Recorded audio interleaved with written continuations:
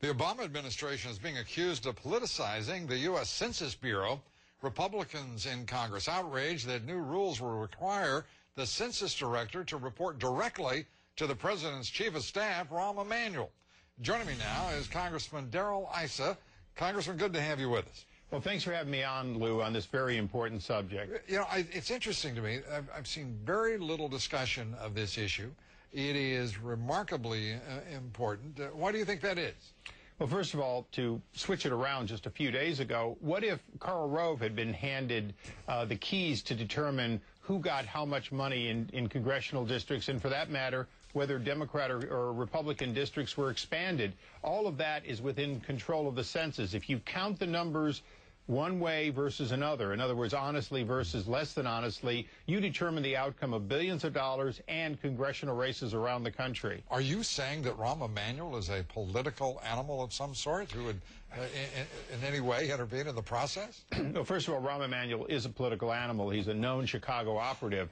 That's not debatable. The real question is, do we take something which is nonpartisan, intended to be outside of the whole political process and to be independent, and move it from a cabinet position where we have oversight and we can, on a bipartisan basis, look at and ask for hearings, to the White House, where executive privilege would make it impossible to know what the deliberative process or even what orders were given in how to count. Congressman, apparently Judd Gregg's appointment as Commerce Secretary is what triggered this. A Republican, a Republican being appointed by a Democratic president to his cabinet has set off this firestorm. What's the deal?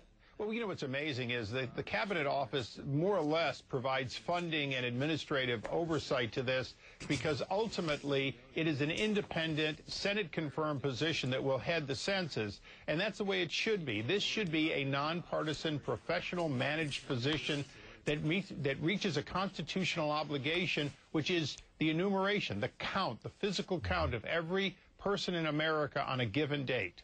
Well, is this, in your judgment, a violation of President Obama's promise to be open, to be public in every respect, and also to keep things post-partisan, if you will?